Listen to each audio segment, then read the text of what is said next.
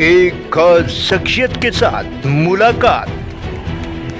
देखिए जयदेव पटेल के साथ नंबर 1 इंडिया न्यूज पर रोजाना रात 9 बजे। नमस्कार व्यूअर्स, मैं जयदेव पटेल और आप देख रहे हैं नंबर 1 इंडिया न्यूज। आपका एक बार फिर स्वागत है एक खास शख्सियत के साथ मुलाकात प्रोग्राम में। आज हम बात करेंगे देश में औरंगजेब के नाम पर छिड़ी बहस अब कहीं न कहीं महाराणा सांगा को गद्दार बताने तक पहुंच गई है। आखिर आधुनिक भारत मध्यकाल में जाकर सियासत क्यों कर रहा है, इन्हीं तामुद्रों बात करने के लिए हमारे साथ खास मेहमान है महाराणा सांगा के वंशज विश्वराज सिंह मेवाड़। विश्वराज सिंह मेवाड़ जी, आपको बहुत स्वागत है आज के हमारे प्रोग्राम में। धन्यवाद आपको मुझको बुलाने के लिए आपके प्रोग्राम पे। जी विश्वराज सिंह जी, आपसे मेरा पहला सवाल है कि औरंगजेब की बात करते करते इतिहास के और पुराने पन्नों को बदलते हुए महाराणा सांगा के लिए गद्दार शब्द का इस्तेमाल किया गया, इस पर आपकी प्रतिक्रिया?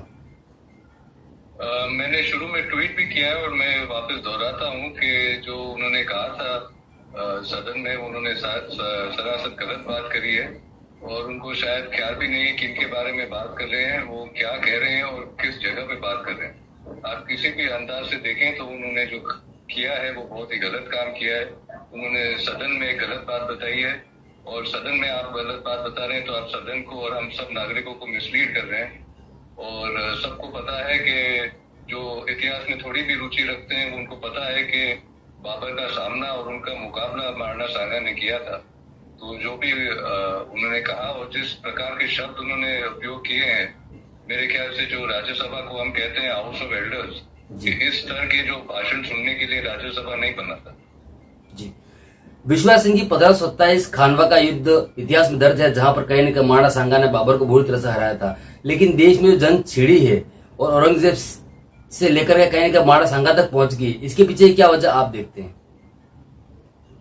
अब क्या वजह है वो आप उन्हीं से पूछे कि आप ये मनगढ़ंत बात क्यों कर रहे हैं। और जो लोग सदन में बैठे हैं उनका काम है देश को चलाना।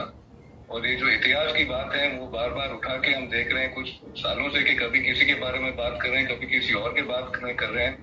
तो एक तो ये स्पष्ट है कि जो पहले के जिनके लिए भी बात कर रहे हैं वो सब समाज को साथ के लेके चलते थे। और आज हम देख रहे हैं इन लोगों कभी किसी की बात करके कभी किसी और की बात करके लोगों के बीच में दरार कर रहे हैं और दरार और गहरा कर रहे हैं। तो ये तो साफ फर्क नजर आ रहा है। उनको देश चलाना चाहिए, शांति से चलाना चाहिए, ऐसी बात करने की कोई जरूरत। विश्वराज सिंह जी, लेकिन कहीं न कहीं सपा संसद के द्वारा जो विवादित बयान दिया गया, उसके बाद सपा के जो सुप्रीमो है अखिलेश यादव, उन्होंने उसका समर्थन करते हुए ये कहा कि ये जो चीजें बातें हैं कहीं न कहीं इतिहास के पन्नों में लिखी गई है और इसमें अगर बीजेपी अगर कहीं न कहीं इतिहास के पन्ने को छेड़ेगी या फिर उसको बदलने की कोशिश करेगी तो ये अच्छा नहीं होगा। इसको आप कैसे देखते हैं? देखिए, जहाँ तक इतिहास को सही तरीके से लिखना है उसकी तो जरूरत है। और जब इस विषय में महाराणा सांगा के विषय में अगर आप कह रहे हैं कि आप इतिहास के पन्ने पलटेंगे तो ऐसी बातें निकलेंगी, तो ये तो मनगढ़ंत बातें, कोई भी इतिहास की किताब में ऐसी बात नहीं लिखी। जी विश्वनाथ सिंह जी, आपसे मेरा एक आखिरी सवाल है कि सदन के पटल पर कहीं न कहीं इतिहास को तोड़ मोड़ कर पेश करते हुए महाराणा सांगा के लिए जिस शब्दों का इस्तेमाल किया गया, इसको लेकर के आप किस तरह कार्रवाई की मांग करते हैं और आपकी तरफ से क्या कुछ ठोस कार्रवाई की जाएगी आगे आने वाले समय में? ठोस कार्रवाई मेरे ख्याल से जो जिस प्रकार के शब्द उपयोग किए गए हैं, वो जो सदन के दूसरे मेंबर्स हैं उनको भी सोचना चाहिए कि अगर इस सदन में ऐसे शब्द उपयोग होंगे तो सदन की क्या गरिमा रहेगी। तो जिम्मेदारी उनके कंधों के ऊपर भी है कि वे सदन की गरिमा रखें।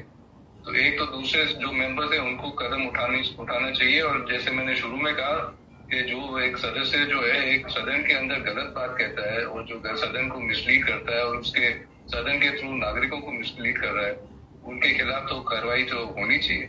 जी विश्वनाथ सिंह जी, आपने हमारे लिए समय निकाला, उसके लिए आपका बहुत बहुत धन्यवाद।